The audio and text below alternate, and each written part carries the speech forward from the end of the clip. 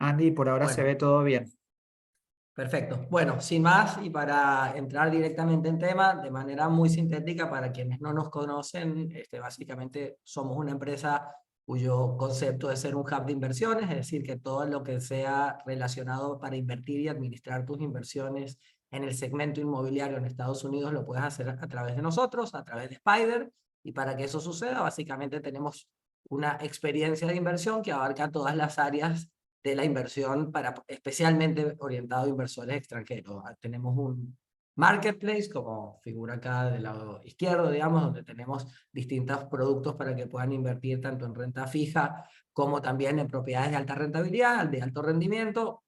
En este sentido, digamos, la característica tenemos como compañías que los productos son siempre individuales y algún producto que se llama fractional, que no es individual, son grupos de muy poca cantidad de inversores, porque el objetivo no es hacerlos masivos, sino más bien que pocas personas puedan diversificarse con poco dinero.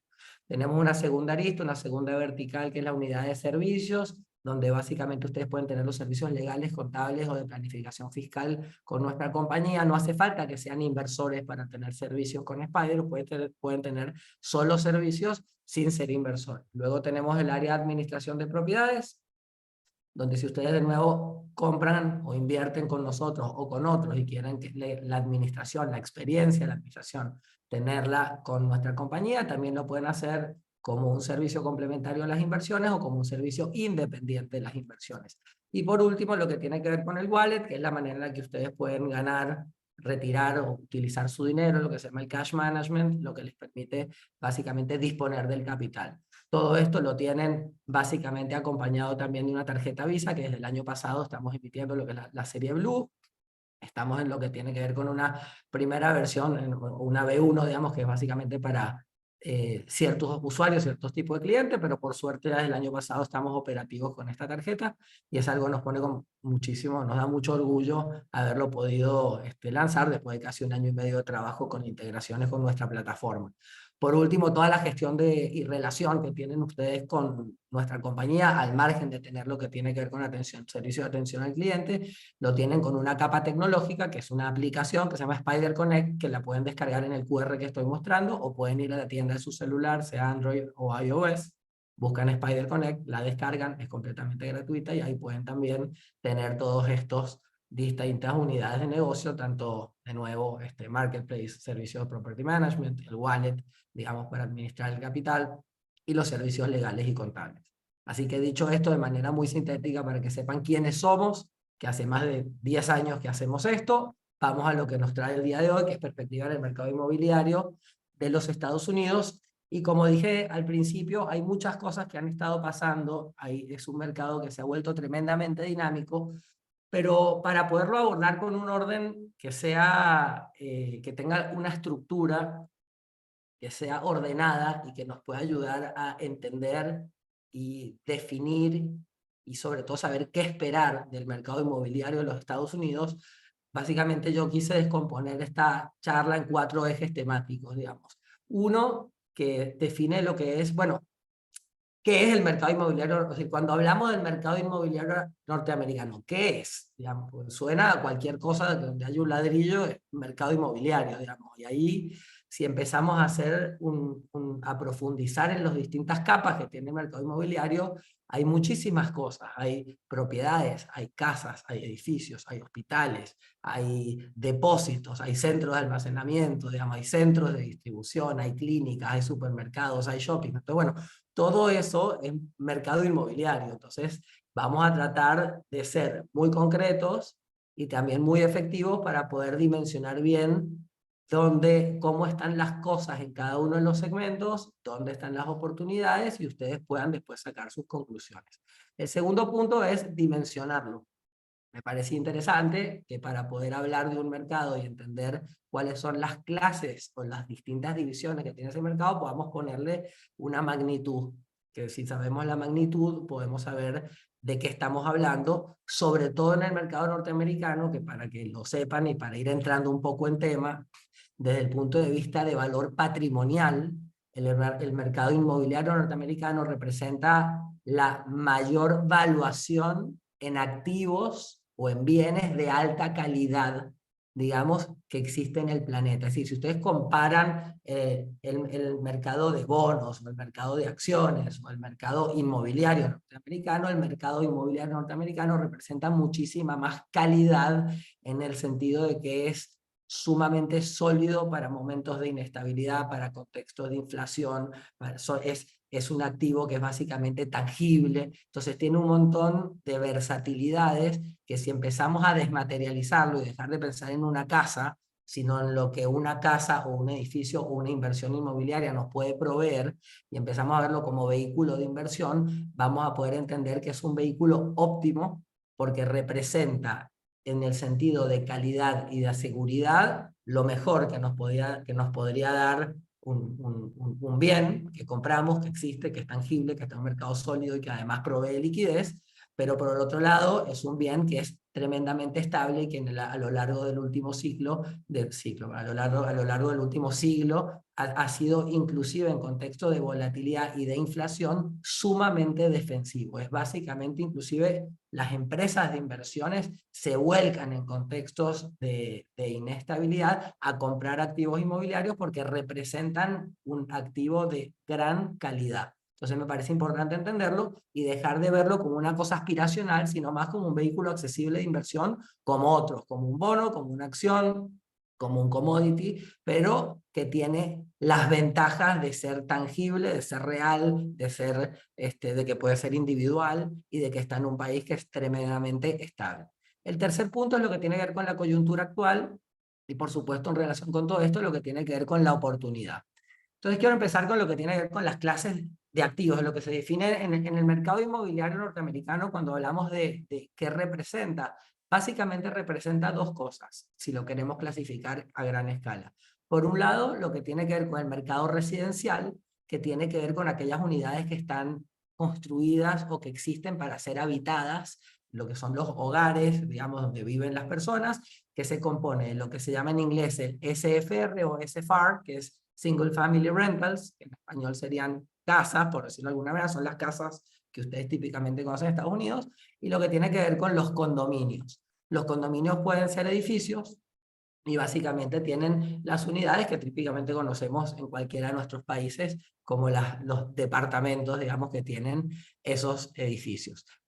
Básicamente el mercado residencial tiene también un tipo de unidades que son destinadas a residencia, pero que se llaman multifamiliares y que básicamente lo que hacen es ser activos o edificios o casas, como módulos de casas muy importantes que tienen 5 o más unidades. Es decir, cuando una casa tiene 5 o más unidades se lo considera un multifamiliar, pero además no se lo considera residencial. Y ahí pasamos a la segunda categoría, se lo considera comercial. Y es muy importante entender estas dos categorías porque entendiendo las dos categorías, la manera en la que se cuantifica cada una de ellas es completamente diferente.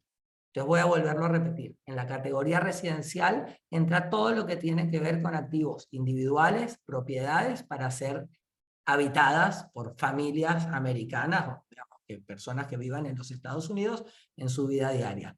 En cambio, lo que se llama comercial, que en inglés se llama CRE, que es Commercial Real Estate, básicamente representa cualquier activo inmobiliario, pero en vez de estar destinado para ser habitado, está destinado para producir ingresos. Es decir, son ladrillos que se construyen para hacer negocios. Puede llegar a ser una fábrica, puede llegar a ser un centro de almacenamiento, puede inclusive ser un edificio para que vivan personas, pero el principal valor que tuvo la empresa o el fondo de inversión o el desarrollador que hizo ese edificio para que vivan personas es el alquiler. Es como para ellos ese edificio o un supermercado es lo mismo, digamos, lo que están buscando es generar ingresos.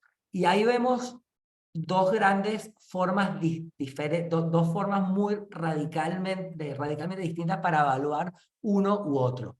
Lo que tiene que ver con el real estate residencial, es decir, para ser habitado en general depende más de la oferta y la demanda de las personas que viven en Estados Unidos, sea para alquilarlos o sea para comprarlos. Es básicamente residencia. Entonces tiene que ver con cuántos compradores hay, cuál es el precio, cuáles son los salarios promedio, cuál es la tasa de interés. Ahora lo vamos a abordar más adelante, pero tiene que ver con eso, con el valor patrimonial desde el punto de vista del activo inmobiliario. En cambio, el real estate comercial no tiene nada que ver con el valor inmobiliario. El real estate comercial tiene valor por el flujo de ingresos que genera. Es un negocio. Es decir, que el edificio no vale como edificio, o el depósito no vale como depósito, sino que valen por el flujo de dinero que generan, y ese flujo de dinero que generan, que lo vamos a ver más adelante, pero tiene unas siglas que se llama NOI, que es Net Operating Income o ingreso neto operativo, es lo que hace que cada inversor, de acuerdo a sus expectativas de rentabilidad esperada, le asigne un valor. Entonces, de nuevo, el real estate residencial tiene un valor por el patrimonio, el real estate comercial tiene un valor por el flujo de caja, y esto es muy importante que lo tengan en cuenta porque lo que vamos a estar viendo hoy tiene mucho que ver la situación actual, sobre todo en lo que tiene que ver con tasas de interés, en cómo afecta al primer clase de activo de real estate, que son los residenciales, y cómo puede afectar de manera contraria al comercial. Es decir, hay ciertos contextos que empujan los activos residenciales a mejorar su evaluación y empeoran los comerciales, y o viceversa. Se pueden ir los dos a mejor, digamos, a maximizar las evaluaciones, o a veces al revés, pueden, digamos, ser más de contracción, pero lo que quiero decirles es, hay ciertos factores y fundamentos muy claros que vamos a ver ahora de cómo afecta uno y otro, y es importante tenerlos bien dimensionados. Vamos a dimensionar el mercado, vamos a ponerle números al mercado. Empezando por el mercado residencial, es un mercado que está compuesto, según una de las últimas estadísticas de la Oficina Nacional de Estadísticas y Censo de Estados Unidos, de 144 millones de unidades. Esto es importante que lo entendamos porque esas 144 millones de unidades es la cantidad total de, o digamos, sería no de single family homes, que es lo que dijimos antes, que son propiedades tipo casas individuales, sino que sería el inventario total de propiedades destinadas para ser habitadas. Esto incluiría casas, esto incluiría condominios, que son los edificios, y esto también incluiría los multifamiliares, que es esto que les dije antes, que son edificios o grandes propiedades que tienen muchas unidades, pero que no son creadas o construidas para ser vendidas, sino que son construidas para ser alquiladas. Bueno, cuando hablamos del total del inventario de housing del mercado americano, está contemplado todo eso. Son todos los lugares donde la gente puede vivir. Y contempla las casas, los edificios y también los multifamiliares, y ese número total es de 144 millones. Esto también incluye las personas que tienen inclusive dos casas, esto ojo porque es importante saberlo, y estos 144 millones buscan cubrir una demanda de 130 millones de familias, 130 millones, perdón, de hogares, no de familias. Básicamente un hogar es donde hay un conjunto de personas que habitan en un mismo techo, aunque no sean de la misma familia, pueden ser de distintas familias, pero un hogar se compone de eso, y en Estados Unidos actualmente los hogares están compuestos por 3.2 personas cada hogar medio de los 130 millones de hogares que hay en este momento en Estados Unidos. Ahora, vamos a dimensionar el mercado dentro del mercado de housing total, cuánto representa lo que tiene que ver con single family homes, es decir, lo que tiene que ver con las unidades, las casas que son lo que se llama en inglés las detached homes, que son casas individuales donde viven las familias típicamente americanas, las que conocemos de las películas en el interior de Estados Unidos, que representan casi el 80% del inventario total de real estate residencial. Bueno, de los 144 millones, 96 millones de unidades de esas para ser habitadas son casas, típicamente casas, son single family homes. Algunas de ellas están habitadas por inquilinos, otras de ellas están habitadas por propietarios, pero el inventario total de unidades de casas individuales es 96. La diferencia entre 96 y 144, que serían 48 millones de unidades, está distribuido entre condominios, es decir, edificios, y propiedades multifamiliares. Más o menos esa diferencia, para que la tengan calculada, son alrededor, no tengo ahora exacto la estadística muy puntual, pero son más o menos 20 millones de unidades de condominios y 28 millones de unidades que está representada por los que son las multifamiliares. Ahora bien, ¿cómo tiene que ver desde el punto de vista para poder dimensionar el precio promedio que tendría? Si estamos dimensionando cantidad, ahora dimensionemos precios, valores, digamos.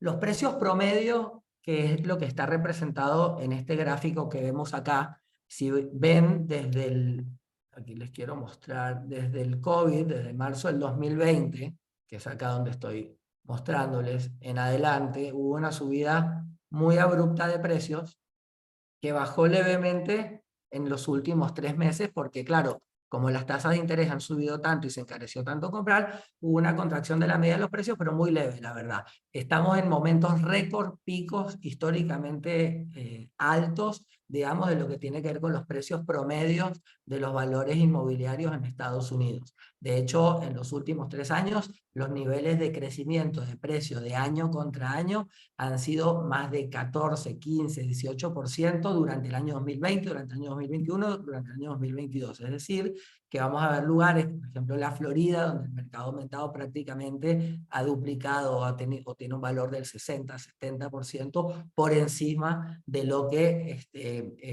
de lo que solía tener hasta marzo del 2020, pero además muy por encima del promedio histórico de crecimiento, que en general estaba alrededor del 3.6 al 4.5% anual, es decir, que casi se cuadruplicó. Esto es importante entenderlo porque en general estos fenómenos no son estables, son momentos muy coyunturales en el tiempo, y es un error por parte de los inversores pensar que los momentos que son extraordinariamente buenos van a tener perpetuidad, digamos, en el horizonte de la inversión. Entonces hay que saber cuando algo es excepcional, y si tuvimos la suerte de estar ahí, entender lo que es como ganar la lotería, digamos, pero no es como algo que tenga un comportamiento que pueda ser traspolable como algo habitual. Entonces es importante entender esto. Hoy los valores inmobiliarios están promedio en Estados Unidos, están alrededor de los $416.000, que es un valor históricamente alto, pico, digamos. Si bien hubo un pico en diciembre, casi llegó casi a los $500.000, igualmente estar hoy cerca de 420, cuando hace 2 años estábamos cerca de los $300.000, es un valor muy elevado y crea un problema grave de falta de acceso, que tiene una contracara que es una oportunidad de inversión, pero crea un problema grave para la familia americana, que es que no pueden pagar en un lugar que no pueden vivir, porque básicamente tiene un precio históricamente alto en un contexto de tasas de interés particularmente altas. Ahora, si le queremos, ya vimos cantidad de unidades, ya vimos que de las cantidades de unidades, que son 144 millones, hay 96 que son casas individuales y los demás son multifamiliares y condominios. Ahora vamos a asignarle un valor patrimonial al mercado inmobiliario norteamericano residencial. Y específicamente a lo que cuando hablo residencial, ahí no estoy hablando de los edificios y no estoy hablando de los multifamiliares, estoy hablando de las casas, digamos, lo que compran y venden típicamente los americanos para vivir, que son las casas. El valor de ese patrimonio es de $45 billones.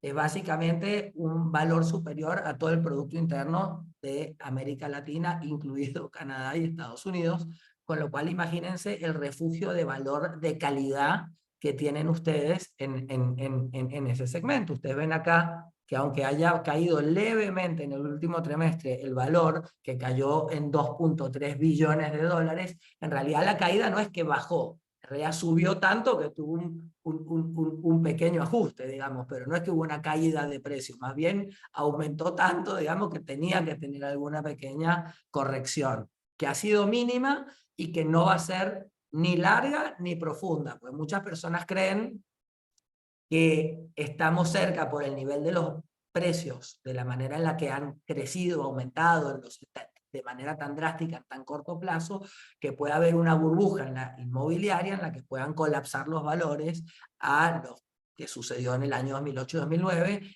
Durante esta presentación vamos a ver que esto no tiene ninguna posibilidad, no tiene ninguna lógica, no tiene ningún fundamento para que pase, porque en este momento en Estados Unidos lo que hay es un problema gravísimo de déficit habitacional, y más bien hay demanda, lo que no hay es oferta. Es decir, exactamente lo contrario que pasó en 2008, que había mucha oferta y poca demanda y muchos créditos baratos, digamos. Ahora no pasa absolutamente nada de eso, pero lo vamos a ver en la presentación. Me interesaba que puedan ver desde el punto de vista, de nuevo, patrimonial, cuánto representa en valor y cómo podemos hacer que ese valor, que son propiedades, cómo podemos monetizarlo, porque eso está básicamente disperso alrededor de un país que tiene 50 estados y que tiene un montón de áreas estadísticas, que son más o menos 414 áreas estadísticas, y que cada una tiene comportamientos diferentes. Uno piensa normalmente en Miami, o en la Florida, o en Texas, o en Arizona, o en California, pero en realidad porque estamos naturalizando pensar en invertir en aquellos lugares que conocemos. La lógica, si vamos a plantear el real estate como inversión, es ver dónde son los lugares que mejor rinde, no donde más nos gusta. Y esto empieza a cambiar la lógica de análisis, porque dejamos de analizar ciudades y empezamos a analizar negocios y cómo nos hace producir o maximizar ingresos, invertir en este tipo de propiedades o en este tipo de activos, en este tipo de lugares. Entonces, esta parte que tenía que ver con dimensionar el mercado del real estate residencial es lo primero con lo que quería empezar, porque me parece importante empezar a ponerle números. Y también, junto con estos números, junto con los números que le estamos poniendo al real estate residencial, me parece importante que sepan lo siguiente. De todas las familias que viven, digamos, en los hogares de Estados Unidos, el 66% de ellas viven en casas de las cuales o son dueños, es decir, son dueños, o las pagaron totalmente, o las están pagando con una hipoteca. Y el otro, y la diferencia de esto, que básicamente el otro 34%, representan personas que son inquilinos. Que básicamente no tienen acceso a un crédito porque no lo pueden pagar y además en este contexto van a tener mucho menos acceso a un crédito porque de nuevo la inflación les comió el poder adquisitivo, los precios están muchísimo más elevados, en algunos lugares 50, 60, 70% más altos en los últimos 2 años, la actualización de los salarios ha sido 10, 12%, 15%, pero no más que esto, y básicamente las tasas de interés son altas, entonces va a ser imposible que puedan comprar, van a tener que seguir alquilando. Más bien lo que sucede es que hay un desplazamiento con los precios tan caros de dueños de las propiedades, porque no las pueden pagar o no pueden seguir pagando las hipotecas, a inquilinos. Y esto nuevamente trae un gran beneficio para nosotros que somos potencialmente inversores. Ahora, vamos a dimensionar el real estate comercial. El real estate comercial, como les dije, es un bicho que es completamente diferente, porque no vale, es decir, porque la asignación de valor que tiene el real estate comercial, ustedes ven acá las distintas categorías. Ven que hay multifamilies, que el valor que tiene es de 3.8 billones de dólares, tienen lo que es el segmento de oficinas, 3.2 billones de dólares, retail, que son negocios, healthcare, que son hospitales o lugares, digamos, de atención médica, hospitalidad, que son hoteles, industria, data centers, bueno, etcétera. Y lo que están viendo es que el real estate orientado al área comercial representa 20.7 billones de dólares. Ahí dice trillions, trillions para nosotros los latinos son billones, que son 12 ceros. Y acá lo que vemos es, de nuevo, desde el punto de vista de dimensión, es un mercado que es más pequeño, digamos, que el mercado residencial, sin embargo es tremendamente importante y a diferencia del mercado residencial, es un mercado al cual están más orientados los fondos de inversión. Esto hace que, como les dije, sea un animal diferente de analizar, porque la lógica que vemos detrás del real estate, digamos, residencial, es dónde pensamos que van a habitar más personas, dónde pensamos que una ciudad va a crecer más, y por lo tanto las personas van a estar dispuestas a pagar más precios para comprar una casa o más alquiler para vivir en una ciudad que se está desarrollando, y que el rendimiento sobre lo que esa persona paga por la compra o el alquiler sea lo que más nos retorne si construimos por el costo total de la inversión y si compramos para luego alquilar por el retorno que tenemos de ese alquiler sobre el costo que tuvo esa propiedad para nosotros.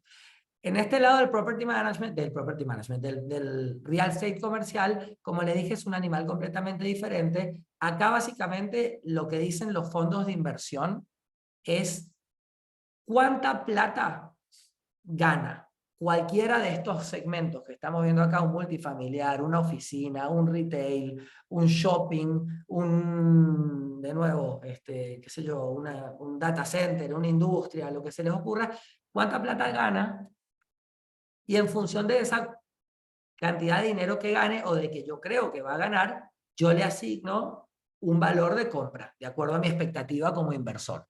Entonces lo que vemos es un valor, que esto, acuérdense del término que le dije, lo que se llama el NOI, que es el Net Operating Income o el ingreso neto operativo, que se los voy a hacer súper sencillo porque a veces uno piensa que al haber tantos Excel y fórmulas y cuestiones complejas, y la verdad es que al final del día, si bien puede haber muchísimas análisis alrededor de una inversión, la ecuación de fondo es muy sencilla, digamos. Es básicamente, el ingreso neto operativo no es ni más ni menos que cuánta plata me queda a mí en un negocio, en el negocio que fuera, tomando en cuenta los ingresos totales por ventas menos los costos totales operativos. Entonces, supongamos que yo tengo un edificio y ese edificio tiene una cantidad de departamentos y a mí me ingresan $100.000 por esos departamentos, y cuando yo quiero pagar los costos que están relacionados a este edificio, tengo que pagar los impuestos, tengo que pagar los seguros, tengo que pagar la reparación y el mantenimiento, y tengo que pagar todo lo que tiene que ver con los equipos de profesionales para poder mantener el edificio en condiciones. Cuando yo resto de mis ingresos esos costos, lo que queda se llama NOI, ingreso neto operativo. No se considera en el ingreso neto operativo ningún tipo de estructura de deuda, créditos, nada de ese tipo de cosas.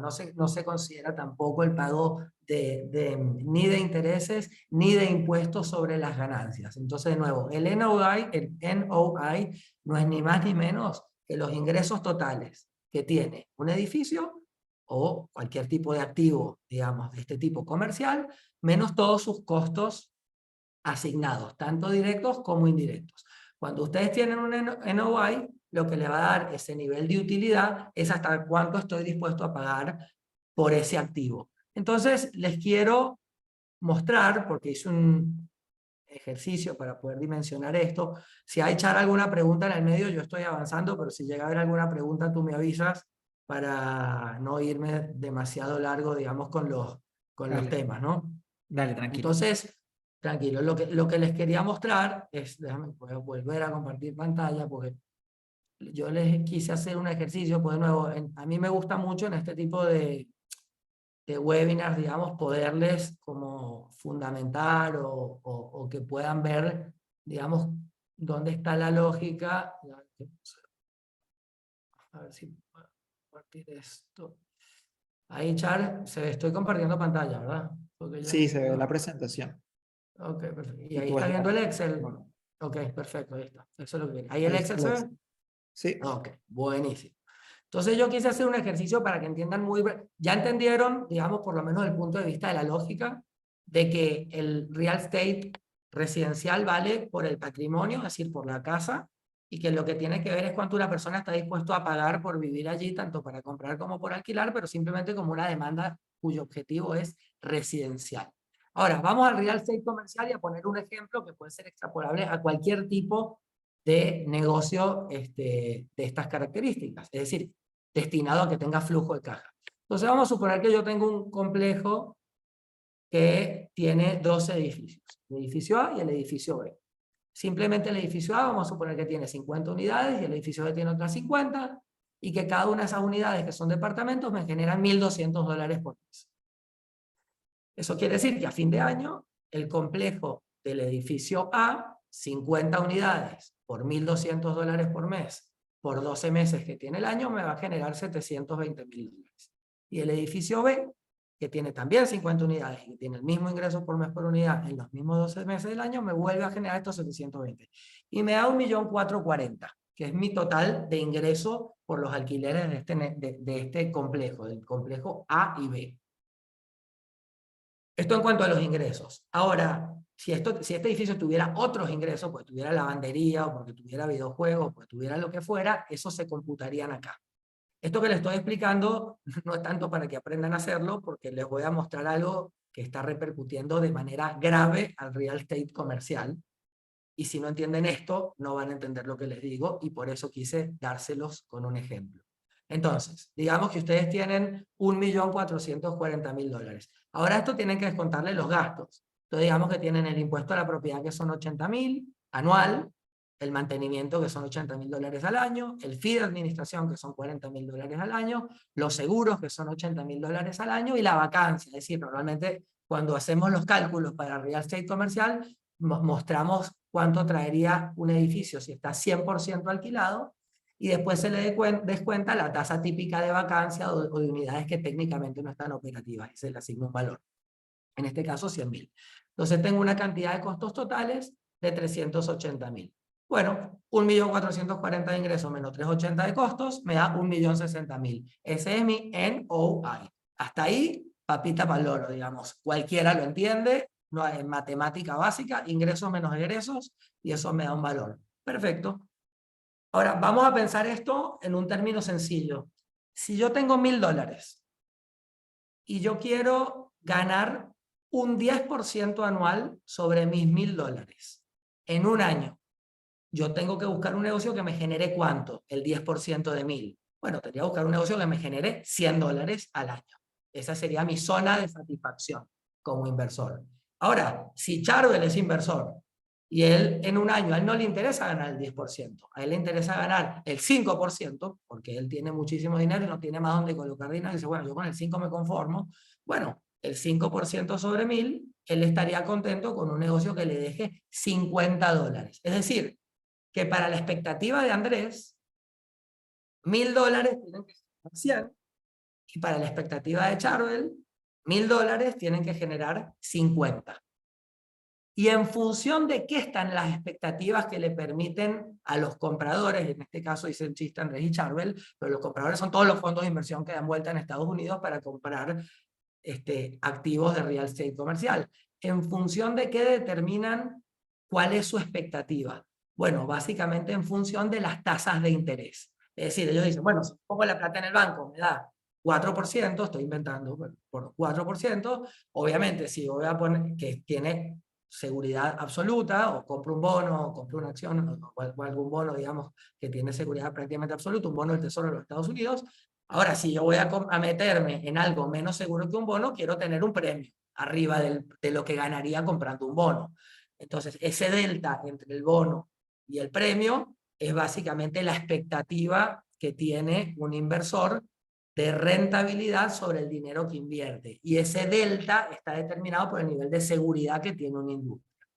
Entonces, vamos a poner, entonces, cuando ellos van a hacer un cálculo, en vez de decir, yo tengo 1.000 dólares y quiero ganar 10% anual, que me da 100, ellos hacen el cálculo exactamente al revés. Si un negocio da 100, ¿cuánto estoy dispuesto a pagar?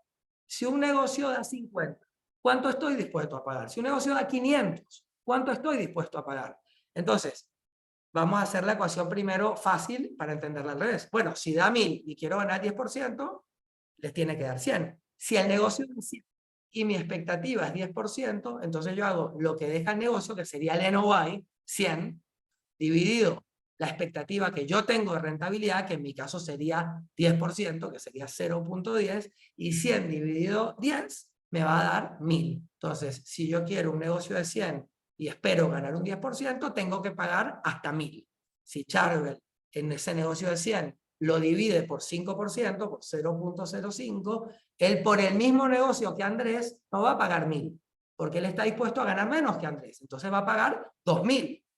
Y básicamente esa pelea de a ver qué inversor está dispuesto a ganar menos y por lo tanto a pagar más, es lo que hace que cuando los fondos de inversión quieren comprar activos, un hotel, un multifamiliar o cualquier tipo de una facilidad industrial, un centro de almacenamiento, ellos ven el NOI y cada fondo de inversión dice, bueno, mi necesidad, el riesgo que considero en este negocio es la tasa de interés más un plus.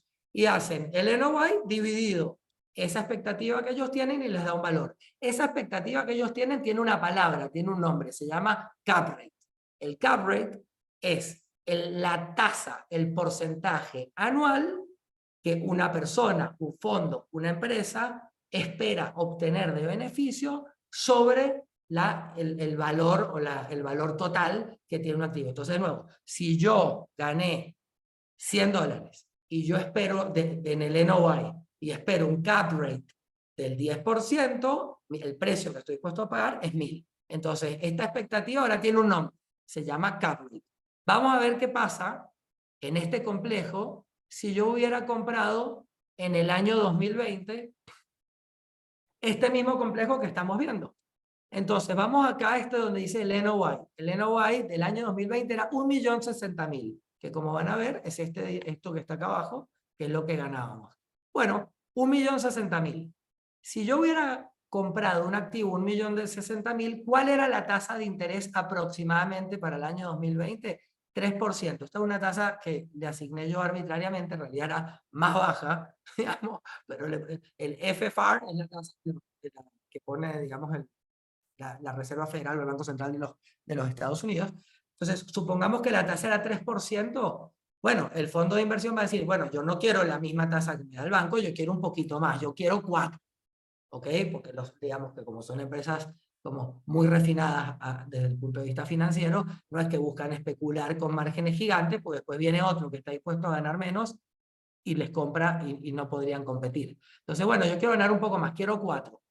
¿Cuánto vale algo, un activo cuyo NOI es 1.060.000, si yo tengo una expectativa de ganar 4%? Vamos al ejemplo del kiosco. Si el negocio deja $100 y yo quiero ganar 10, hago 100 dividido 0,10. Bueno, acá hago lo mismo, solamente con números más grandes. El negocio deja 1.060.000 y básicamente mi expectativa como fondo de inversión es ganar el 4%. 1.060.000 dividido 0,04 da un valor. 26.500.000. Eso es lo que yo estoy dispuesto a pagar por este negocio. Y todo este cuento largo que les hice es para entender que, fíjense el problema que está existiendo hoy, para que vean las alertas que está emitiendo el Banco Central de los Estados Unidos desde el mes de marzo y desde el mes de abril a todos los bancos, a todo el sistema financiero, sobre los riesgos que tiene en este instante el real estate comercial. Básicamente, lo que ustedes ven es esto. Bueno, yo tenía un NOI de 1.060.000. Como hubo inflación, supongamos que yo tengo un edificio que está destinado a los alquileres. Bueno, los alquileres naturalmente indexan por inflación. Entonces, el segundo año, en el 2021, que hubo un montón de inflación por el COVID, bueno, estoy 1.166.000, o sea que me fue mejor que el año anterior. Si yo me doy vuelta y le diría a los inversores, macho, yo esto lo pagué 26 millones con un NOI de 1.060.000, ya pasó un año y ya estoy ganando $100.000 más, 1.166.000. Pasó un año más, en el 2022 estoy ganando más todavía, 1.259.000. Porque volvió a incrementar, digamos, un 8%, un 9%, altísimo, mucho más que la inflación. Y en el 2023 otra vez volvió a aumentar, porque encontré el mejor activo que se me podía ocurrir en Estados Unidos.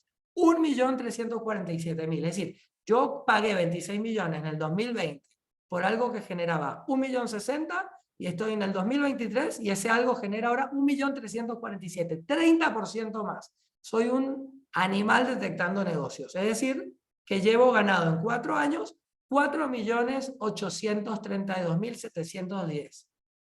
Soy el mejor identificando negocios. Vamos a ver qué es lo que pasa por las arenas subterráneas de la finanza sobre este mismo proyecto, sobre este mismo edificio, que soy un genio que me está haciendo ganar $4.832.000. Bueno, yo lo compré en el año 2020 a una evaluación de 26.500.000, porque hice, como les dije, el NOI, que es 1.060.000 dividido 4%. Resulta que como vino el COVID y empezó a haber grandes niveles de inflación en Estados Unidos, las tasas empezaron a subir. Entonces resulta que en el 2021 la tasa de referencia ya no era más 3%, digamos que era 4%. Esto es a modo de ejemplo. Quiero que entiendan el concepto. bueno, no importa, esto después hacen el ejercicio porque quieren tirar el concepto. Bueno, como aumentó la tasa de interés, si yo hoy quisiera comprar este mismo activo, la evaluación le haría a la tasa de interés más otro poquito. Es decir, en vez del 3 al 4, como la tasa de interés era 4, ahora yo espero un 5. En el 2022 volvió a subir la tasa de interés al 5. Así que ahora espero un 6. Y en el 2023 subió al 6 y yo ahora espero un 7. ¿Qué pasa con la evaluación? Si nada más subió un 1% de interés en el 2021. Bueno, se los voy a mostrar. Ustedes tenían un valor de 26.500.000 y ahora en el... Déjenme un minuto, no me apareció la fórmula. Y ahora en el 2021, teniendo un cash flow que están ganando más dinero, 1.160.000, ustedes dividen 1.166.000 dividido el nuevo cap rate que tiene el sistema de inversores americanos, la nueva expectativa de renta sobre la inversión porque subió la tasa de interés, y el activo vale menos. Mucho menos. Ahora, eso también pasó en el 2022. Y ahora vale mucho menos.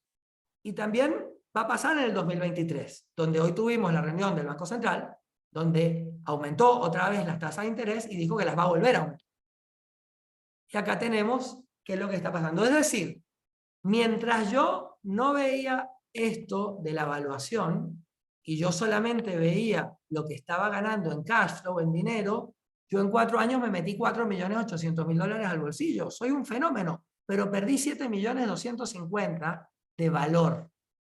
Porque como el real estate comercial vale en función de los ingresos en relación al cap rate, que está relacionado a las tasas de interés, cuando la tasa de interés sube, las expectativas de los inversores, que tienen que estar arriba de las tasas de interés, también suben. Y por lo tanto, lo que están dispuestos a pagarte es menos, porque estoy esperando tener más ganancia. Y el efecto es contrario cuando las tasas de interés bajan. Cuando las tasas de interés bajan, entonces lo que sucede es que también el cap rate de los inversores baja y por lo tanto están dispuestos a pagar más dinero en relación al NOI que tiene un activo, más dinero por un negocio. Entonces acá lo que primero que quiero que vean es cómo podemos perder dinero ganando plata. Es decir, yo estoy ganando todos los años, pero en realidad me están cavando una fosa abajo de los pies que no me doy cuenta hasta que me desplomo. Y ustedes dicen, bueno, pero ¿a mí qué me importa, digamos? Les voy a responder porque sí les importa. Porque en general, cuando ustedes entran en un negocio de real estate comercial, el fundamento del real estate comercial se da con créditos. Es decir, los negocios de real estate comercial son en función de los créditos. Entonces, si vamos a este mismo ejemplo y se los muestro con un crédito, déjenme un segundo, porque se me rompió. Lo que quiero que vean es, si ustedes hubieran pedido un crédito al banco, el banco les hubiera prestado alrededor de un 80% del valor de ese monto que ustedes, el ejemplo acá arriba fue cash. Si ustedes hubieran hecho lo mismo con un crédito, la situación sería más grave todavía, porque ustedes hubieran puesto algo de cash, o sea que hubieran puesto 5 millones, deberían 21, pero hoy en día el valor del proyecto es 15 millones. Y acá les tengo una muy mala noticia. Los créditos comerciales típicamente en Estados Unidos se dan en periodos de 3 a 5 años a tasa fija. Luego hay que refinanciarlos. El problema que hay acá es que normalmente cuando refinancian la tasa de interés es bastante estable. Digamos, la gente hace un cálculo a ver cuánto puede subir o cuánto puede bajar con un análisis de sensibilidad que es relativamente pesimista dentro de ciertos márgenes que son como extrapolables a la historia. Lo que pasa es que las subas de las tasas de interés que hubieron en los últimos 2 años fueron muy, muy abruptas y no pasaban hace muchos años. Entonces el problema que hay ahora es que todos los créditos que existieron para los fondos de inversión que compraron real estate comercial durante la época de el COVID, donde las tasas de interés eran bajísimas, cercanas a cero, como la tasa de interés era muy baja, entonces el cap rate que tenían era más elevado que la tasa de interés, pero de nuevo, relativamente bajo, y pagaron precios carísimos, o no carísimos, pero digamos, pagaron precios muy elevados en función de su cap rate y del NOI que tenía el proyecto. El problema es que las tasas de interés ahora se dispararon, por lo tanto el valor actual es muy inferior, y los créditos bancarios generales que se dan de real estate comercial están llegando a su vencimiento. Este año, 2023, se espera entre mediados del 2023 y mediados de 2024, prácticamente el 40% de los créditos que se dieron durante el COVID vencen y necesitan refinanciarse. Si alguien pidió prestado para comprar ese edificio, sacar ese depósito, aunque hayas retirado dinero, como vimos en cash flow, hoy tendría que poner ese dinero y mucho más, porque el banco le va a decir, bueno, yo le vuelvo a prestar el 80% del valor, pero el 80% del valor de ese edificio ya no le presto 20 millones porque subió la tasa de interés, ahora le presto 15. Es decir, que yo le vuelvo a prestar, pero que usted me tiene que devolver 5 porque me debe 20. Entonces tengo la plata que puse más la que le debo al banco. Y si no la tengo, ¿qué hago?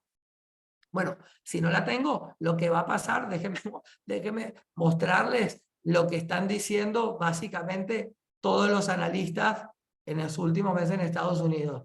Bueno, si no la tengo, la Fed dice que hay un altísimo riesgo en los bancos de que o los fondos de inversión o los bancos tengan lo que se llaman foreclosures porque la gente no va a poder pagar o integrar el capital en el refinanciamiento de la deuda porque tienen que poner mucho dinero. ¿Qué dice Charlie Munger de Berkshire Hathaway? Se viene un momento durísimo para el real estate comercial. ¿Qué es lo que está diciendo Morgan Stanley? Dice que se viene uno de los peores momentos de crisis para el real estate comercial. ¿Qué es lo que dice? Bueno, esto es un artículo del Financial Times que a mí me gustó mucho. Decía, bueno, se viene un problema grave con lo que tiene que ver con los créditos que se dieron para el real estate comercial, especialmente para el sector de oficinas, que es el más afectado, pero afecta transversalmente a todos los demás. Y acá, una noticia Reuters que les quise mostrar, dice, acá el problema es una palabra clave que se llama cap rate. ¿Vieron que la verdad? Bueno, el cap rate. ¿Qué pasó? Compraron a evaluaciones muy elevadas porque el cap rate era muy bajo en el 2020, pero las tasas que te las mantenían por un periodo corto hicieron de que los precios se disparasen en aquel momento y ahora que subieron las tasas los precios se contrajeron. Entonces, debo más de lo que vale el activo. Entonces, o lo remato o pongo plata. Poner plata quiere decir que si alguien invirtió y no me pone plata, lo voy a diluir. Entonces, o saco plata de mi bolsillo o se lo tengo que entregar al banco. Entonces, uno de los puntos que me parecía muy importante compartirles en esto que tiene que ver con los escenarios y con las perspectivas que nosotros vemos de este año es de que uno de los puntos interesantes es lo que está pasando con el real estate comercial, que tiene grandes alertas y que de repente en 6 meses nos reencontramos diciendo las oportunidades que hay en el real estate comercial por todos los foreclosures o los remates que están habiendo. La gente no pudo pagar las hipotecas por comprar a precios extraordinariamente elevados durante la época del COVID, que habían tasas de interés muy bajas, y que ahora tienen precios muy bajos y que no los y con precios muy bajos porque las tasas de interés están altas. Entonces se viene un momento de ajuste muy importante en el real estate comercial. Si están metidos en negocios de real estate comercial o se quieren meter en negocios de real estate comercial, ojo, pregunten siempre cuáles son las tasas, es tasa fija, es tasa variable, a cuánto tiempo. O sea, involúcrense y entiendan en lo que se están metiendo porque pueden ganar dinero año a año mientras están perdiendo patrimonio. Y esto es lo importante que me interesa que les quede de esta parte del real estate comercial. Bien, la coyuntura actual, básicamente, para ver un poco las oportunidades, tiene que ver, bueno, número uno, con la inflación. La inflación que se generó durante el COVID fue récord, llegó prácticamente a 9.1 puntos, creo que para junio, si no me equivoco, del año pasado. Y a partir de ahí, la manera de contener la inflación fue justamente subir las tasas de interés, que trae todo este efecto colateral que es el que estamos hablando, cómo afecta esto a los créditos, las deudas, las evaluaciones, etc. Entonces, uno de los problemas que hubo es la inflación, que del lado del real estate comercial le pega fuertísimo porque hace que las tasas de interés suban y que devalúe el valor de los proyectos, pero del lado del real estate residencial es a favor. El real estate residencial es lo que se llama en inglés un activo o sea, se llama Inflation Adjusted Target, es un activo que se ajusta, ajustable por inflación. Cuando hay inflación en Estados Unidos, los precios residenciales suben y los alquileres también suben. Entonces, básicamente, termina siendo un contenedor para este tipo de problemas. Y ustedes me dicen, bueno, pero mucha gente, yo también compro con deuda en el real estate comercial. Sí, pero las deudas que hay en el mercado residencial son a tasa fija y a 30 años, porque son considerados residencial y no especulativos o comerciales. Entonces, las deudas o los créditos que hay para el sector comercial tienen una forma de armarse, una estructura bancaria, expectativas, tasas de interés, que son completamente diferentes a las que están en el real estate residencial. Por eso muchos fondos de inversión, por ejemplo Blackstone, que es el fondo de inversión más grande de Estados Unidos, empezó a reconfigurar desde el año pasado, cuando empezó a ver esto, y a poner muchísimo dinero como inversor institucional el real estate residencial, que es algo atípico, que es básicamente lo que nosotros hacemos hace muchos años, que es mostrar las ventajas de cómo una casita en realidad no es una casa,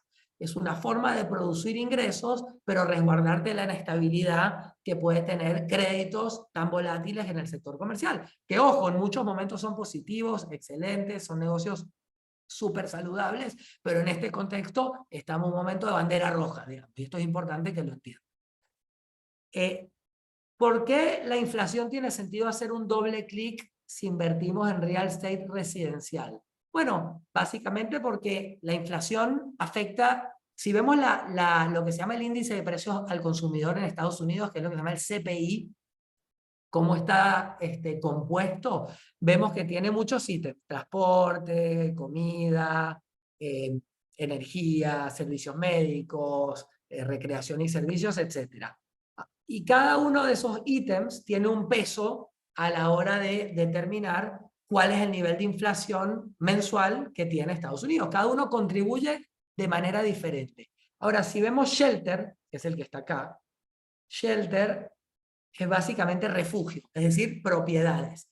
El mayor factor, el ítem que más contribuye al peso, a lo que tiene que ver al peso del coeficiente inflacionario que tiene el mercado americano, es refugio, es vivienda. Y esto que tengo acá, que se los quise mostrar porque era muy gráfico, que es una descomposición que hizo el Pew Research Center, está desactualizado porque hoy lo que tiene que ver con refugio contribuye casi con un 40% de peso, digamos, sobre lo que tiene que ver con la inflación en Estados Unidos. Y ustedes dirán, bueno, ¿a mí qué me importa? Digamos, por mí que contribuya a eso, comida, me da igual. Les importa porque les voy a mostrar esto. Si veamos esta última medición que hubo, la última medición de inflación en Estados Unidos, que fue junio, la inflación general fue 3%. ¿Ok? 3. Pero para que la inflación general haya sido 3%, la inflación de vivienda fue 7.9%. Perdón que raya así, pero estoy en la pantalla y lo 7.9. Dijimos que hace casi un siglo las propiedades, los alquileres y los valores inmobiliarios residenciales ajustan por inflación, pero no ajustan por la inflación general, es decir, por esta que está acá. Ajustan por la inflación de su subrubro, que es vivienda, que es esta que está acá. Entonces, quiere decir que si hubiera tenido un alquiler a 1000, solamente por inflación, la inflación particular del rubro le hubiera ganado a la inflación media, porque la inflación en vivienda fue muy superior. Y si yo hubiera invertido en un bien residencial, hubiera incrementado más que la inflación promedio de los Estados Unidos, porque la inflación particular del rubro es superior. Y si nosotros somos inversores extranjeros y no vivimos en Estados Unidos, con lo cual la inflación americana nos importa un bledo, porque para ir de vacaciones sí, pero para otra cosa no, esa ganancia extra que tenemos por el factor inflacionario básicamente se convierte en utilidades extra para nuestro bolsillo. Entonces, es importante hacer el doble clic en inflación, porque la inflación, bueno, ajusta por inflación. No, la inflación específica del rubro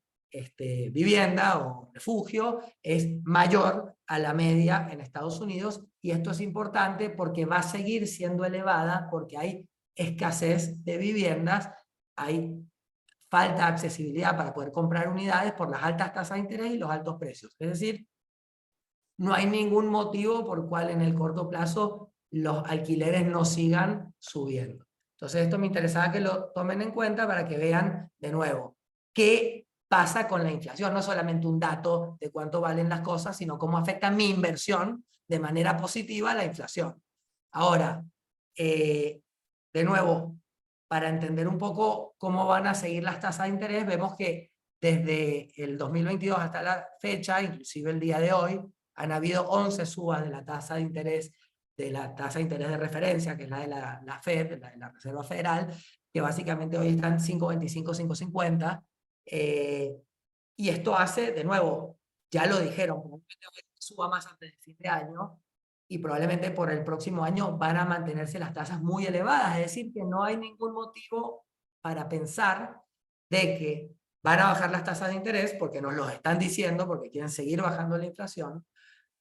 Segundo, esto va a seguir creando falta de accesibilidad para las propiedades, porque ningún americano puede comprar una casa con estas elevadas tasas de interés, sabiendo sobre todo que no van a bajar por ahora. Tenemos otro punto, que es que estas altas tasas de interés repercuten en alguien cuando quiere pedir prestado. Entonces suponen que yo digo, bueno, los precios hoy están elevados, voy a construir viviendas para las personas. Perfecto, a esta tasa de interés. Entonces pedir prestado es caro, inclusive para, o sea, la nueva oferta es cara, la oferta que hay es cara, y estas tasas de interés no fomentan nueva oferta para bajar los precios. O sea que se generó como un ciclo sumamente complejo para poder revertir esta situación en el corto plazo, que de nuevo afecta en lo que tiene que ver con la vida diaria de los norteamericanos, pero también genera una oportunidad de inversión en lo que tiene que ver con aquellos compradores como los latinoamericanos, que en general tenemos para comprar cash, que no necesitamos ir a comprar con crédito necesariamente, y que podemos aprovechar oportunidades en contextos de estas características. Bueno, acá un poco lo que les reforzaba es que la tasa de interés a 30 años, que es la típica con la que hablaba, que compran los americanos, pasó de la época del COVID, digamos, de estar prácticamente en 2.8%, fija a 30 años, esto es comercial, esto es residencial, perdón, que me pasé, actualmente prácticamente un 6.5 a 7, depende del día, barra 7%. Es decir, no aumentó un 10%, aumentó más de un 100%. Entonces, esto repercute muchísimo en las cuotas. Y es importante entenderlo porque acá tenemos algo más para analizar. Cuando las tasas estaban bajas, es decir, en esta parte, 2020, 2021, cuando las tasas estaban bajas, cerca del 3%, muchos americanos o inversores compraron propiedades residenciales con estas hipotecas a 30 años. Si nosotros vemos y queremos cuantificar de todas las hipotecas que hay en este momento, podemos ver que el 65% de las hipotecas están acá. Es decir, 4%, o sea, menor que 4%. Y si queremos ser más abruptos todavía, 70% está del 5, menor al 5%. Yo les pregunto a ustedes, con sentido común, no hace falta que sean financieros, nada.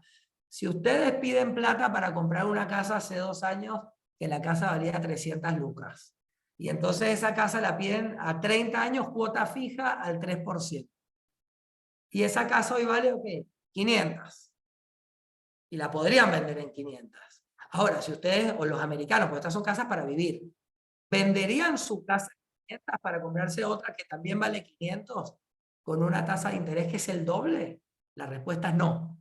Entonces, el problema que hay ahora es que ningún americano que compró durante la época del COVID con tasas de interés tan bajas, 70% de las hipotecas en este momento están abajo del 5%, estaría dispuesto a vender su unidad para hacer lo que se llama en la jerga de real estate una inversión lateral. Es decir, para vender, para comprar lo mismo o un poquito mejor, pero pagar una cuota que de repente es el doble. Entonces dicen, hoy una cuota al 3%, con tasa de interés del 7%, con inflación que hoy está al 3%, pero estaba al 7%, al 6%, al 8%, la tasa de interés es más barata que la depreciación del dinero. No te vendo nada, mi negocio es quedarme la cuota, porque es regalada, digamos. Entonces, lo que está pasando es que nadie quiere vender.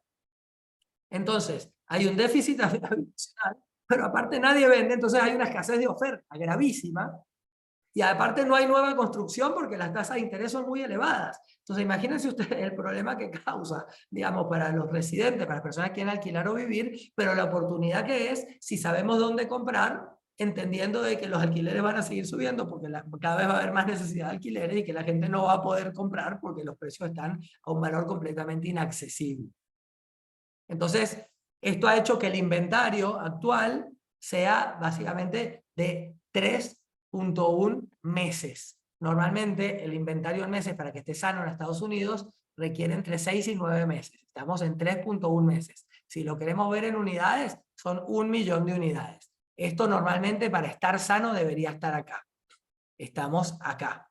El inventario a la venta hoy es 1/3 de lo que debería ser al ritmo de venta que hay hoy, que es nulo, muy bajo, porque básicamente las tasas están altas. Si esto estuviera al ritmo de ventas normal que veníamos el año pasado, el inventario debería estar por acá arriba, en los 4 millones, digamos. Y esto hace que básicamente nos muestre que el valor, este es el mapa americano, y esto lo muestro en todas las presentaciones que hago, porque es un mapa de calor o que básicamente lo que hace es colorear aquellas áreas de Estados Unidos que desde el punto de vista de valor están más recalentadas, con un color azul oscuro, y con unos color azul claro las que están menos recalentadas.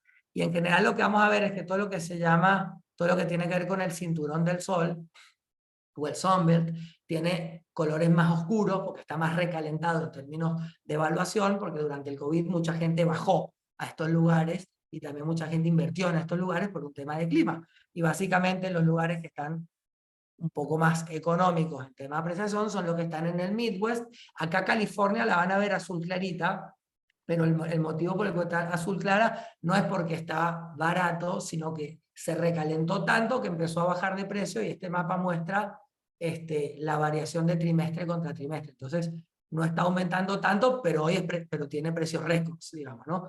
En cambio, el cinturón del sol, toda la parte baja de los Estados Unidos, hoy tiene valores que son tremendamente elevados y que la gente todavía los sigue pagando.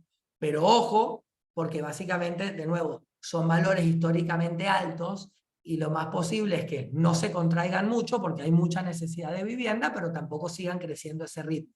Lo que probablemente suceda es que los lugares que se sobrevaluaron durante la época del COVID permanezcan en ese tipo de valores o crezcan a un ritmo mucho más lento, y los lugares que se quedaron rezagados, que todavía están mucho más baratos, empiecen a crecer más rápido de precio porque va a haber migración de personas por un tema de accesibilidad a ese tipo de propiedades.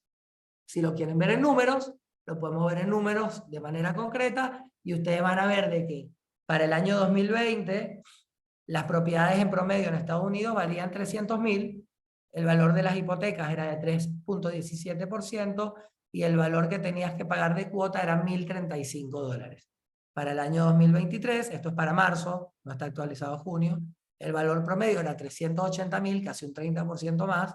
Como las tasas de interés subieron a más del doble, la cuota es $1.929, es decir, un 100% más, para redondear, digamos, 99% más, 100% más del valor. Ningún americano tiene que pagar típicamente un 100% más. Esto deja fuera básicamente a todos los potenciales compradores. Entonces, esto es un problema que es gravísimo, pero si vemos acá al final del cuadro, lo que van a ver es, este cuadro muestra el nivel de accesibilidad por cada región inmobiliaria de los Estados Unidos. Van a ver que lo que tiene que ver con la región del noreste tiene un valor promedio de casi $400.000, la del Midwest 275.000, el sur, que es básicamente Florida, Texas, Arizona, bueno, toda esta zona, básicamente está a 354.000, y el oeste, que básicamente es California, $575.000. Es decir, el único área que todavía le queda un alto nivel de accesibilidad es el que se denomina el Midwest de Estados Unidos, donde todavía pueden comprar por debajo de los valores de reposición, es decir, de construir esa misma casa. Y puede pasar un fenómeno inverso que el que hablamos del comercial. Pueden no ganar tanto por alquileres, porque de repente la casa tiene un montón de arreglos.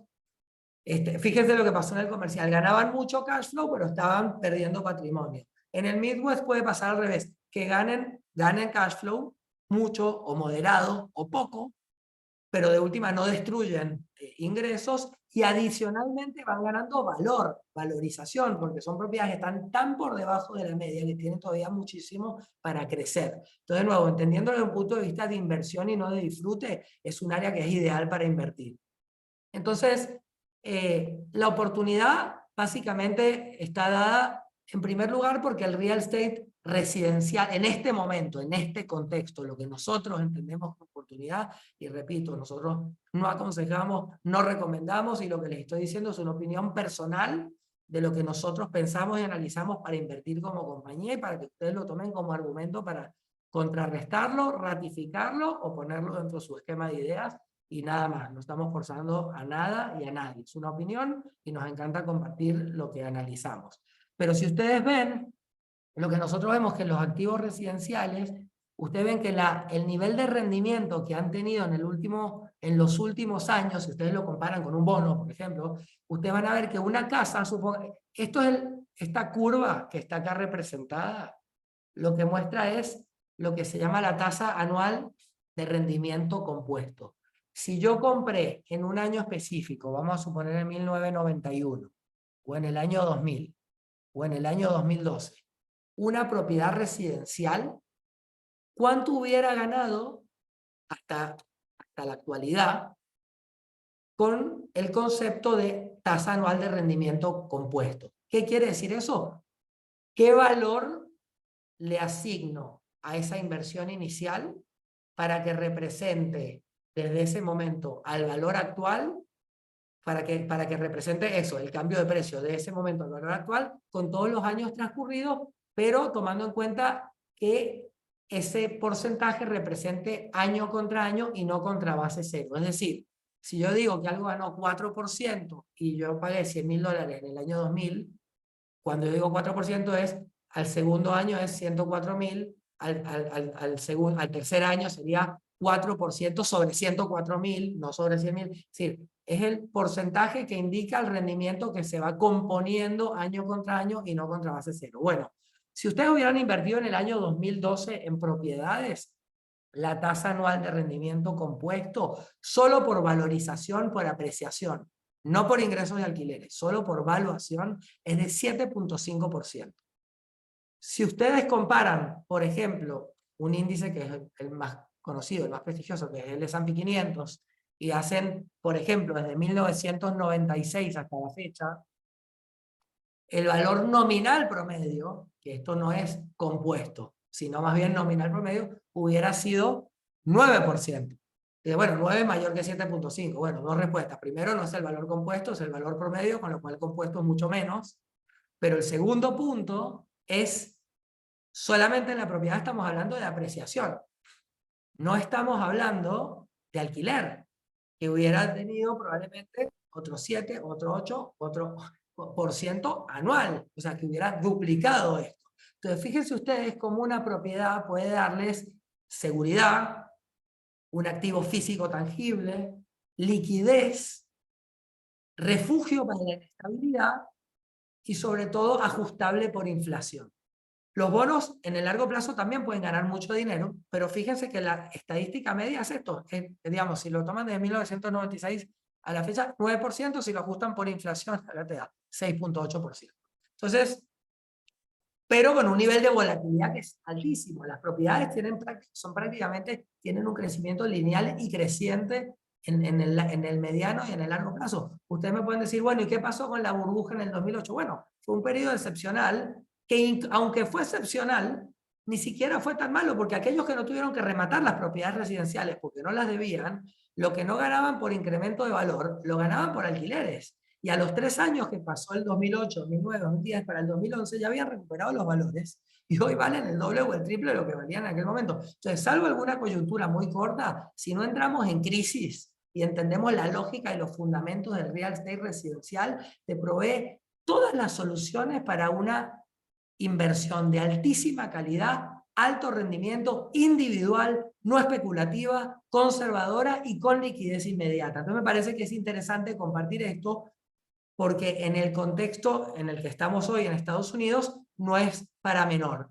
Y justamente ratificando esto, fíjense que los dueños, que eran alrededor del 68% para el año 2020, actualmente, por no poder pagar las cuotas de las hipotecas, han caído al 66%. Es decir, cayeron 2 puntos. Por cada punto que caen los propietarios, hay 1.600.000 hogares, familias, no son familias, hogares que desplazan de ser dueños a inquilinos. Y esto va a seguir cayendo. Yo cuando hice los pronósticos del 2023, en diciembre del 2022, mi expectativa para este año, y la sigo sosteniendo, es que lo que tiene que ver con la cantidad de dueños que haya no sea como es hoy 66%, sino más cerca del 64%. Así que todavía haya 2% más de inquilinos, de propietarios que pasen a inquilinos, es decir, 3.200.000 familias más. Y vamos en ese camino.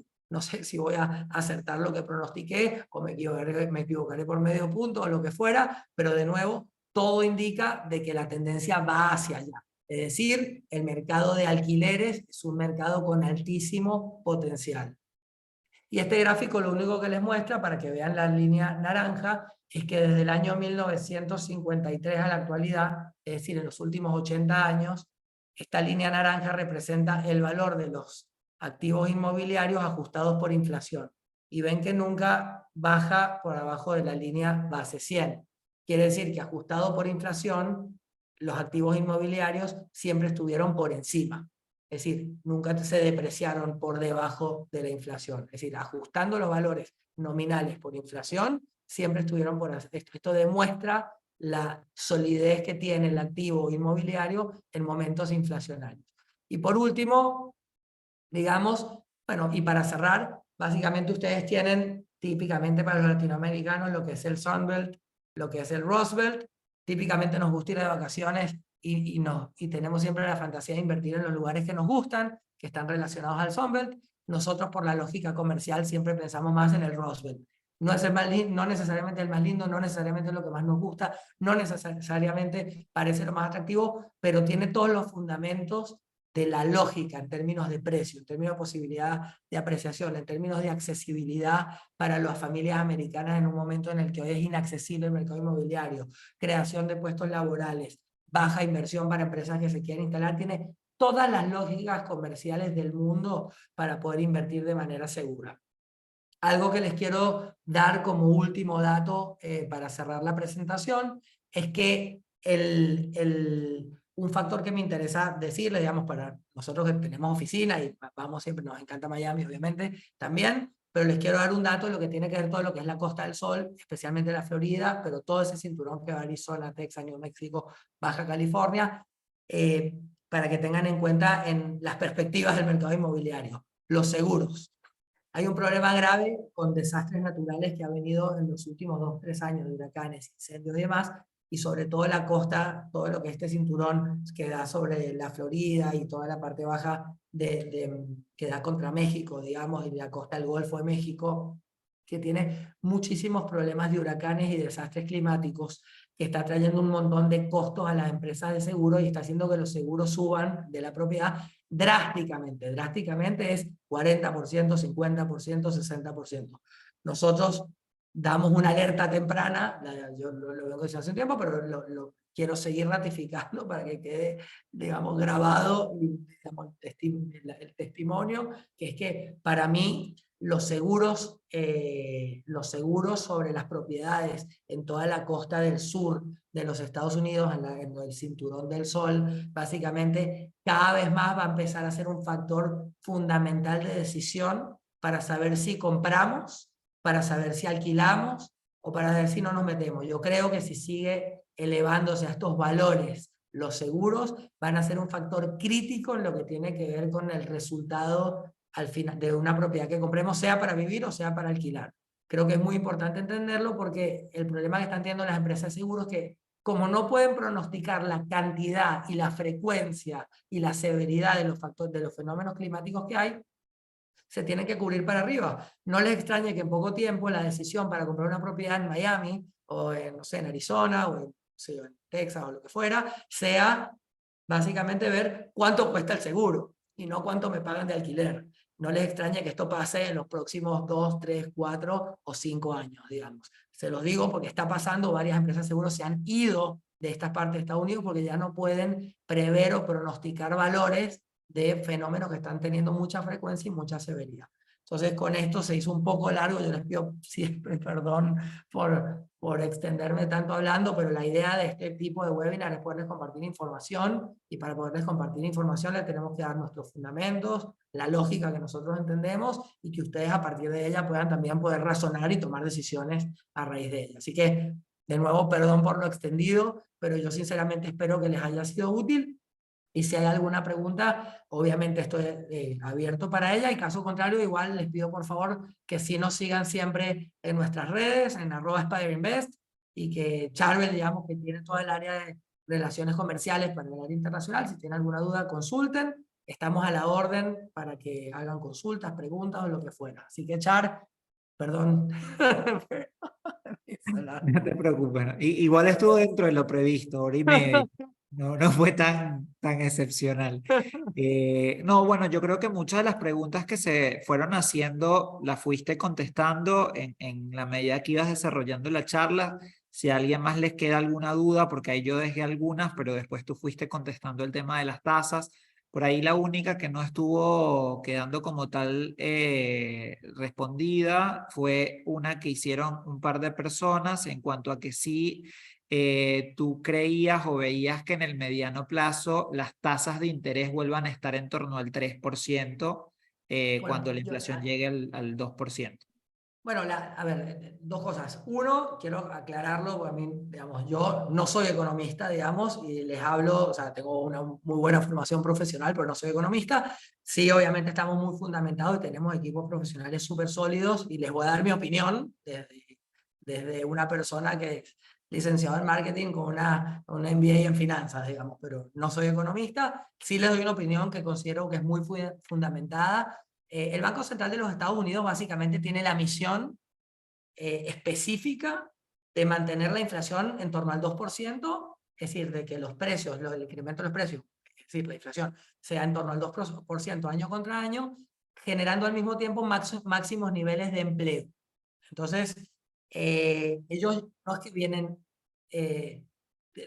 someramente diciendo, ellos han dicho muy claramente de que ellos van a mantener las tasas de interés altas hasta que se contenga la inflación. Si bien ha bajado la inflación, que está en torno al 3%, todavía los niveles de desempleo son bajos, es decir, hay mucho empleo en Estados Unidos. Y han dicho de que ellos están buscando un nivel de desempleo mayor al que hay hoy. Hoy estamos cerca del 4%, ellos están buscando una tasa de empleo cerca al 5%. O sea, que quieren más desempleo. Porque mientras haya tanto empleo, aunque suban las tasas de interés, hay mucho consumo y eso no colabora a que bajen los precios. En definitiva, ¿qué creo? Que normalmente en la historia de la Fed, que esto es algo que yo he leído muchísimo, cuando hay subas o sea, cuando hay niveles inflacionarios como los que ha habido en estos años, hasta que vuelven a la normalización, normalmente tardan entre 2 y 3 años. Entonces, probablemente, creo que vamos a tener todo el resto del 2023. Pienso que el 2024, gran parte del 2024, aunque vayan conteniendo la inflación, no van a bajar tan rápido o tan abruptamente las tasas de interés. Creo que tenemos para un rato todavía de intereses altos, y esto es algo que creo que hay que saberlo, y por lo tanto hay que contemplarlo en cuanto a las oportunidades que genera, saber que hay intereses altos y las oportunidades que esto puede generar para inversiones que son cash, digamos, ¿no? ¿Qué otra pregunta, Char? Bueno, yo creo que en general, digamos, todo fue contestado. Después hay algunas preguntas capaz muy específicas que yo también fui contestando algunas. Yo creería que si no surge nada más o si tú no ves algo que quieras contestar directamente de ahí, creería que está todo bastante cubierto. Sí, para Bueno, comentar. acá nos hacen básicamente preguntas como muy particulares que, sinceramente, o sea, si hay alguna pregunta que sea en relación Por eso. al webinar, con gusto. Las demás estamos a la orden. Acá preguntan cuál es la tasa de interés para invertir en un inmueble comercial. Eso siempre depende de los bancos, pero, es decir, es variable y depende de los bancos. Nosotros, por ejemplo, estamos entrando en un crédito hoy, casualmente, para darle un producto específico. Nosotros estamos con un proyecto en Miami, a pesar de lo caro que está, de un terreno que compramos en el año 2015. Ahí básicamente sacamos un crédito chico, porque es para hacer una remodelación que es casi no me acuerdo si eran 2.4, 3.4 millones de dólares, y ese crédito específicamente nos lo están prestando en este momento a 9.25%.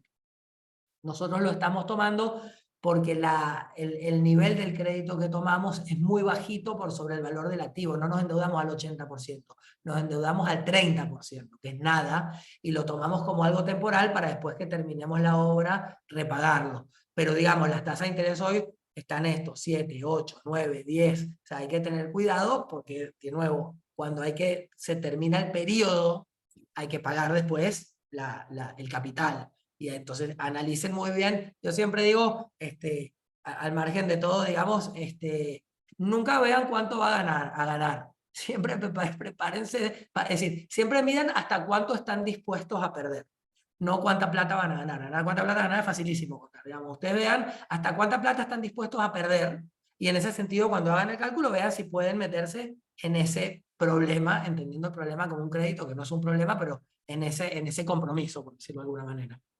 A ver, yo estoy viendo acá alguna pregunta, a ver si alguna más, tasa de No, y ahí interés. para yo agregar también algo de lo que estuve viendo en las preguntas, nuestro canal de YouTube, que es Spider Investments, si ingresan a nuestro canal de YouTube, van a poder encontrar este webinar en los próximos días, y para los que venían preguntando por webinar de productos, nosotros permanentemente también realizamos webinar de productos, y en el canal de YouTube pueden encontrar varios de esos webinars que están ahí grabados. De todos modos, yo creo, Andy, que nosotros podríamos lanzar la encuestita de la pregunta de si alguien Claro. quiere ser Ah, contactado, claro, sí, sí, para sí. que las La de personas... contactos. Sí. Sí, Esta, creo que es esta, bueno, no sé correcto. si la Si una puse, creo persona que... quiere, Ok. ahí la lanzaste. Listo. Ok, yo igual aprovecho para un par de preguntas que están haciendo. La pregunta es si, bueno, si vamos a mediano plazo la tasa de interés vuelve al 3-4%. Se está discutiendo algo que no lo hablé durante la presentación a nivel regulatorio, en lo que tiene que ver con el Ministerio de Vivienda, que se llama el HUD, es el Housing and Urban Development, que es como el Ministerio de Vivienda o algo por el estilo. Y es que se subsidien las tasas para las compras de real estate residencial. Porque, como les dije, el hecho de que los americanos no puedan comprar unidades es un problema grave. Está trayendo muchísimos homeless, o sea, gente que está en situación de calle. El 50% de los homeless hoy, por ejemplo, en Estados Unidos está en California, y el costo que tiene a nivel anual cada homeless para el estado de California es de alrededor de $35,000. Entonces, muchos están diciendo, bueno, ¿por qué no hacemos como un subsidio permanente, digamos, para que ese tipo de personas pueda acceder a compra, o que el Estado se haga cargo de los alquileres porque no los pueden pagar? Entonces, creo que va a haber un capítulo específico en lo que tiene que ver con que el Estado subsidie ciertas tasas de interés, sobre todo para lo que se llama first home loans, o sea, las hipotecas de la primera propiedad, de una primera casa, la de casa de residencia. Creo que eso puede, inclusive con tasas más altas, que haya créditos subsidiados por el Estado para que se pueda recuperar esto, porque la falta de accesibilidad está generando un problema grave, grave, grave. Entonces, es un problema que se generó para el Estado, y creo que eso puede ser un incentivo para que se generen acciones en este sentido, de facilitar compras, casas subsidiadas, tasas subsidiadas, este tipo de, o subsidios a la construcción de nuevo real estate, para que tengan tasas los constructores de real estate que esté orientado a residencias, para que pueda descomprimir una crisis habitacional que es gravísima, ¿no? ¿Qué decías, Char? No, en principio ahí las personas que ya marcaron que quieren ser contactadas, después se van a estar comunicando por alguno de nuestros representantes comerciales para poder, digamos, profundizar directamente ya en productos o despejar cualquier Ok, duda perfecto. que puedan tener sobre las oportunidades que ofrecemos. Yo ahí traté de contestar lo que pude, la mayoría de las preguntas. Sí, sí, eh, estoy leyendo algunas. Aquí uno pregunta en Texas. ¿Cuál es el punto máximo de recalentamiento en la zona de Texas? Miren, ustedes, si quieren evaluar esto, hay un índice que a mí me encanta que se llama el HPI, que es el House Price Index, y lo pueden ver en un organismo del Estado que es muy serio, que se llama el FHFA, que es el Financial Housing Federal, no, Financial Housing Federal Agency, y básicamente es un organismo que mide lo que tiene que ver como los recalentamientos, y lo que hacen es ver típicamente a nivel histórico cuánto fue aumentando esa ciudad o esa área metropolitana en función de la cantidad de gente que vive ahí, que determina la demanda, y cuánto por encima de eso creció en los últimos años y determina lo que se llama un overvalue, una sobrevaluación. Yo igual sí les digo de que todo el cinturón del sol está sobrevaluado, no entendido como que va a caer, pero entendido que no va a seguir escalando al nivel al que tenía. Los fundamentals que hacían que eso haya subido tanto hoy se terminaron. Sí, había crédito barato, hoy hay crédito caro. La gente está bajando por el COVID se terminó. Las propiedades eran baratas, hoy son precios históricamente elevados. Los seguros en aquel momento eran más baratos, hoy son súper más caros. Entonces me parece que las lógicas que hacen a que las propiedades sigan subiendo no existen hoy en ese momento. Está bien que Florida es lindo, que Miami es lindo, pero los precios también tienen un tope, tienen un límite, digamos, una lógica. Obviamente pueden comprar por placer, pero si están buscando maximizar la renta, no es por ahí, digamos. ¿Qué otra cosa, Char?